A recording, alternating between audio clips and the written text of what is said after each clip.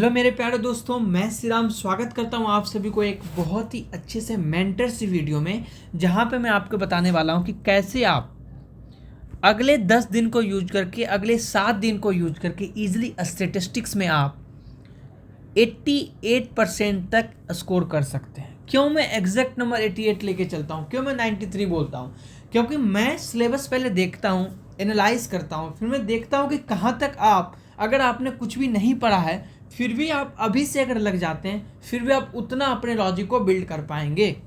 इसलिए मैं बोल रहा हूँ कि ईजिली आप 80 to 88% स्टेटिस्टिक्स में स्कोर कर लेंगे। और believe me, this is a topper score.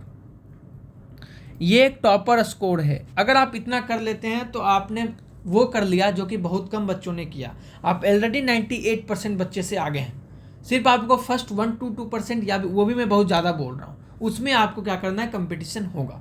तो अब अगर हम बात करते हैं कि आपका स्टार्टिंग कैसे होगा, सबसे पहले मैं सीटी की वीडियो डाल रहा हूँ, अब मैं स्टेटिस्टिक्स के वीडियो भी लेके आने वाला हूँ। तो आप करेंगे कैसे? तो मेरे पास दो मतलब कंडीशन होने वाला है। या तो आपने कुछ पढ़ा है वीक 9 to 12, क्योंकि आपको पता है कि इसका वेटेज अबाउट 50 to 60% होगा। फिर 20 to 25% आपका वीक 5 to 8 होगा, और देन 10 to 20% आपका क्या होगा, वीक 1 to 4 होगा।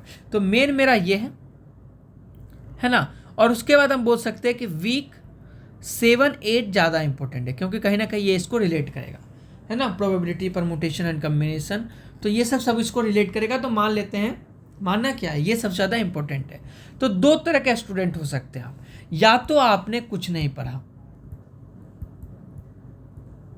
ठीक है, और अभी भी आप हंस रहे हैं, तो आपको ज़रूरी है कि आप हंसे नहीं, आप सीरियस हो जाएं। पहले आप हंसी को रोकिए और उसके बाद आप इस वीडियो को देखिए, ठीक है। तो इस वीडियो में आपके लिए मेरे पास ये स्ट्रेटेजी है कि सबसे पहला आप काम ये कीजिए कि जो भी आपका चैप्टर है, वीक 9 का सिलेबस है आपका रैंडम वेरिएबल ना, हाँ रैंडम वेरिएबल है। और रैंडम वेरिएबल आप तब तक नहीं समझ पाएंगे जब तक आपको प्रोबेबिलिटी नहीं आए। तो आप क्या कीजिए, सीधा आप यूट्यूब पे जाइए, सर्च कीजिए प्रोबेबिलिटी, और प्रोबेबिलिटी का वन शॉट देखिए। वन शॉट देखने के बाद इसके 10 से 15 क्वेश्चन एनसीईआरटी से सॉल्व कीजिए, एंड देन इसके जो ग्रेडेड असाइनमेंट है उसके 5 से 7 क्वेश्चन को सॉल्व कीजिए।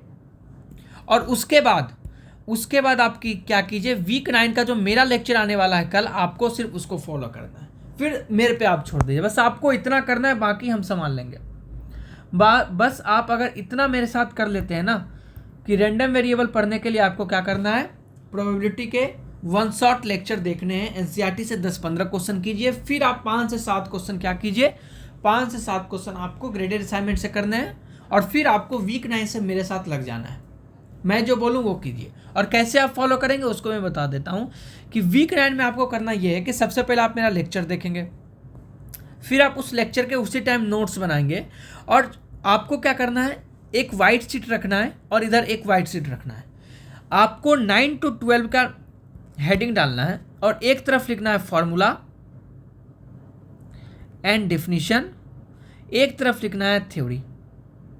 जो भी फॉर्मूला और डिफिनीशन यूज हो रहा होगा कि डिस्क्रीट रैंडम क्या होता है, रैंडम वेरिएबल क्या होता है, ठीक है, या जितने भी होंगे, इनफाइनाइट सीरीज क्या होते हैं ना, या graphs of probability mass function क्या होगा, उसको आपको इधर लिखते जाना है। डिफिनीशन क्या है, उसका फॉर्मूला क्या है, डिफिनीशन क्या है, उसका फॉर्मूला क्या है। थ्योरी के लिए आपको क्या करना है, थ्योरी के लिए आपको यूज करना है यहाँ पर फ्लो चार्ट का यूज करेंगे, या डायग्राम का यूज करेंगे मेरे थ्योरी से नोट्स बनाने के लिए, मेरे लेक्चर से नोट्स बनाने के लिए, ठीक है। अब अगर मैं बात करता हूँ कि इसके बाद आपको सिंपली प्रैक्टिस असाइनमेंट पे आना है, और प्रैक्टिस असाइनमेंट करने के बाद आप सीधा ग्रेडेड असाइनमेंट पे टूटो, और ग्रेडेड करने के बाद आप PYQ करो। एक बात बता देता हूँ दोस्तों, अगर आपको लग रहा है कि ये बहुत ही बड़ा लेंदी मेथड है, तो आप IIT मद्रास को ड्रॉप कर सकते हो।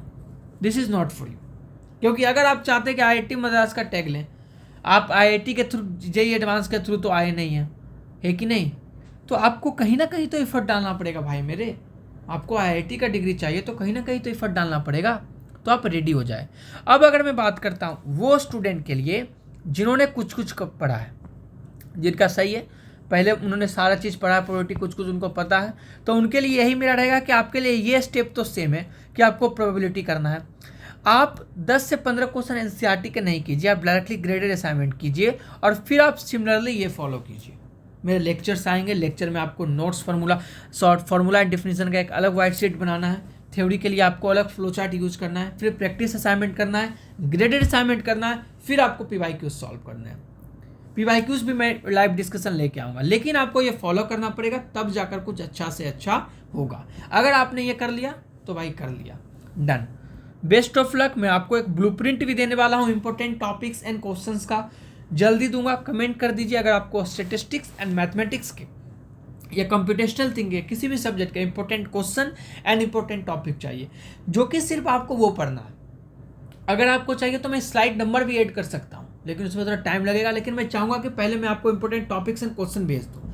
तो कमेंट जरूर कीजिएगा। धन्यवाद दोस्तों। इसी के साथ मैं मिलता हूँ आपसे अगले वीडियो में।